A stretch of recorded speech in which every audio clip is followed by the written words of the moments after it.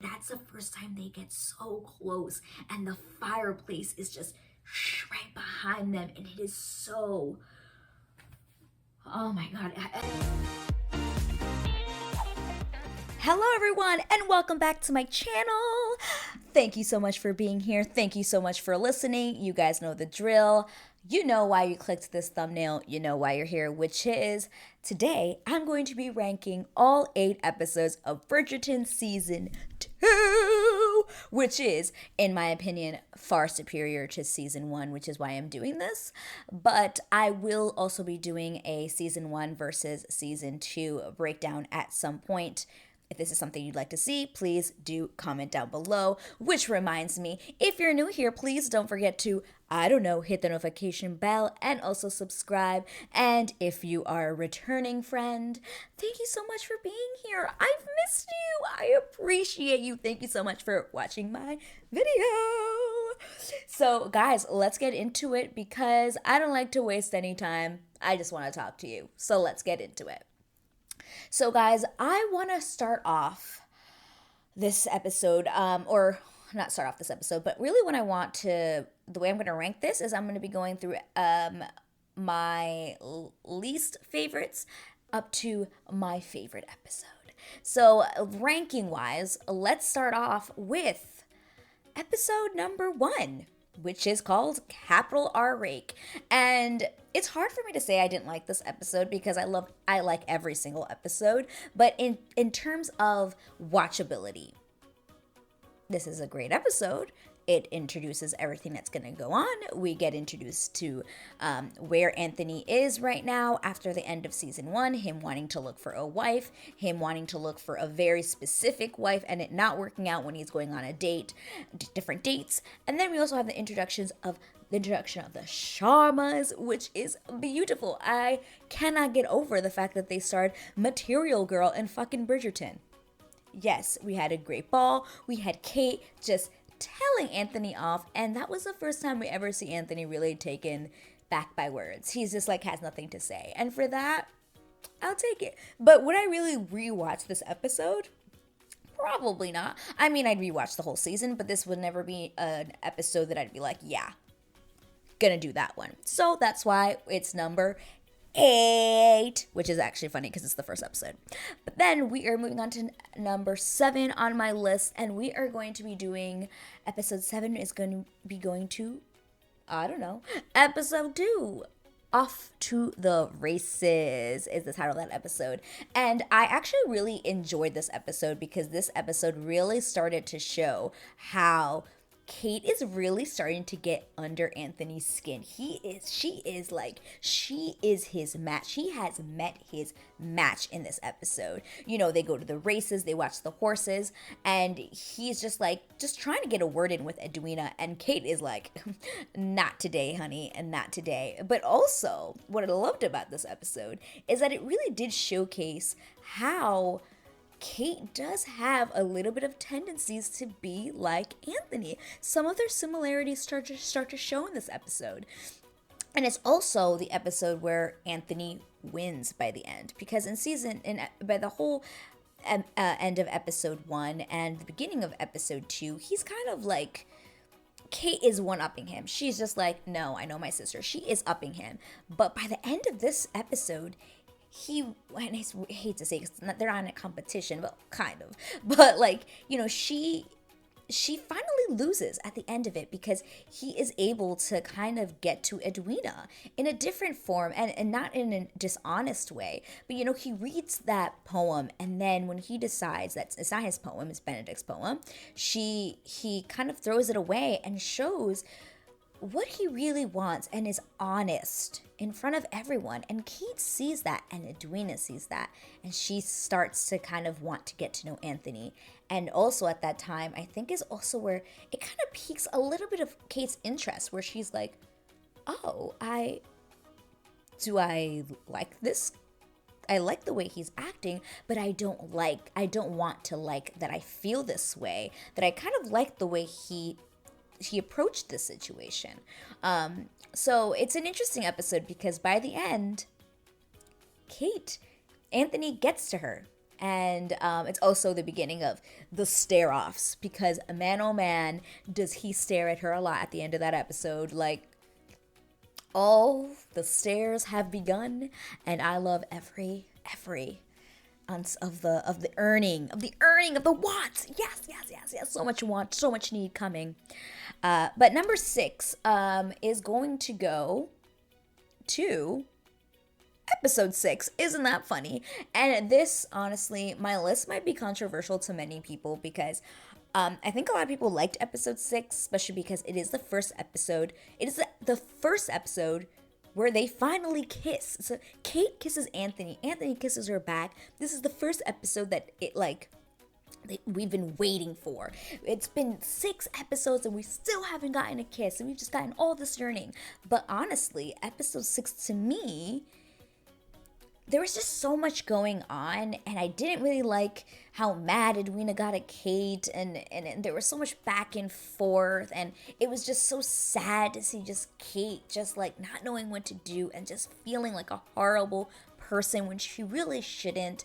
And yeah, we get that gratifying moment when they kiss at the end, but to me it wasn't enough to make it to the top 3 of my favorite episodes, just because I felt like there was just so much other stuff going on. And I mean, yes, I do love a good freaking bracelet bangle moment, because man, that episode is the bangle drops, oh my god, it's amazing. But it just also made me be like, guys, is everyone this blind? Like, and that bothered me. It bothered me so much that people could not figure out that Anthony and Kate were clearly in love with each other. Like, how does no one on freaking the Bridgerton family know, other than Daphne? So it just bothered me. So, which is why I moved it down on my list. And then we've got episode, so in 5th place, ranking number 5, we have episode 3, which is entitled, I always have to remind myself here, what is the title? I think it's called A Bee in Your Bonnet, episode 3.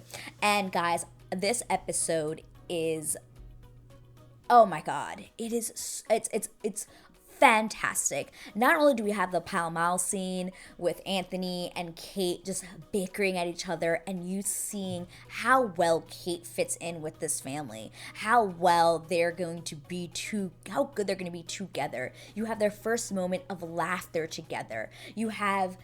And then you also have, the flashbacks, us finding out why, how do I say it? Why Anthony is the way that he is. Those flashbacks are so important to learning about Anthony, to understand why he is the way that he is. And I loved the way that the show approached it. I loved the flashbacks. They were heartbreaking as all fuck, but I loved them. They were so, so good. I absolutely loved the ending of this episode, because the ending of this episode is where it really starts to take off, where we really start to start to feel the love for real within these characters. And also it is the moment that they start to realize, holy fuck, there is something here other than hate, other than an enemy, someone I'm trying to take down. No, there is so much here. And it is that moment at the end of the episode when Anthony thinks that Kate is being stung by that bee, where he is having a moment where he is having a panic attack, where he is having different feelings for this woman, and the fact that they almost kiss it's incredible. And I love this episode. Everything. I love the Pall Mall. I love seeing Kate and Anthony, just seeing how well she fits with him, how well she fits with the family. And then also, like I said, finding out exactly why Anthony is the way that he is. This episode is all you need to know why Anthony's a fucking dick in season 1. It all makes sense. And I love it. I love it. And then now we're going into our top 4 ranking, guys. Our top 4 rankings, we're getting into it. So ranking on number 4, I've got episode 7, guys, titled Harmony. Guys, this is also it's the episode where Kate and Anthony finally, hit it to the bed, hit it to the sheets. And, well, I don't know if there were any sheets because they had sex outside in like a gazebo under the moonlight. How they didn't get caught, how nobody saw them, makes no sense to me. But you know what? Because this is a show, we're going to put reality away. But this episode is also just, at this point, we've got Kate and Anthony they've already kissed. They've obviously know that there is an attraction, that there is something there. They haven't said the word love, but deep inside they know that they love the other person. They just haven't said it yet. But you just have them just trying to stay apart most of the episode. You have them fighting back. You have that feral of Anthony just being like, smelling her, wanting to be with her, wanting to kiss her, wanting to do inappropriate things with her. And for most of the episode, they have to repress that. So by the time we get to the end, which is like the last final 10 minutes of this episode, which are freaking fantastic. By the way, if you want, please go watch episode 7 recap where I talk all about it right up here. Yeah. Ooh, yes. Okay, cool. So like it really is pretty much just like at the end of this episode, all that repressed sexual feeling and love that they've been having just gets smushed together, and they given into that passion, they given into that love, and it is a fucking beautiful sex scene. Yes, I liked it better than Daphne and freaking Simon's whole episode of sex. This is just all I needed. I did not need any more. I loved it all. I loved the different approach to the sex scene. I loved it all. Loved it it all. And then let's get on to our top 3 ranking, guys. Top 3 rankings. Coming in number 3, it is episode 5, titled An Unthinkable Fate, which is the famous scene, the bane of my existence. This is when Anthony really gets into Kate's face and tells her, "You are the bane of my existence and the object of all my desires." That one episode, that one scene, that one huge line that women and people everywhere cannot get out of their minds, including me. It is such a fantastic, my God, the writing, like I've always said, the writing this season is so fucking fantastic. I love every single freaking writing of this show. My God, Anthony's just killing it with the lines, and it's a fantastic episode. Not only does Anthony really tell Kate how he's feeling, but we also have the reveal of the whole reason that Kate has come from India with her parents is to get Edwina married so that she can marry an English man of nobility, so that she can, they can get money from the grandparents, because if not, they're like in utter ruin, and that's the only way they can do it. So Kate has kept this secret, so no one in the family knows, and it's at dinner with the grandparents that the shit goes south. Everything's revealed. People are pissed. It's a very messy dinner scene, but it needed to be done in order to progress the season, obviously. But it's, oh my God, the bane of my existence. My fucking God, it's so good. It is so good. It is so freaking fantastic. But here we are going into our final 2. So our ranking for number 2 is going to episode, and this is going to be a little bit controversial. It is episode 8. Episode 8 is my top 2 ranking. I don't even know what to say about episode 8 because it's just such a fantastic episode. It's so good. It's, oh my, from beginning to end. Like I said in my last video, I just covered Bridgerton, I just covered episode 8, and yeah, it is just, from beginning to end, it is a fantastic episode. Episodes 1 and 2, or my ranking for 1 and 2, always fluctuate, but it's number 2.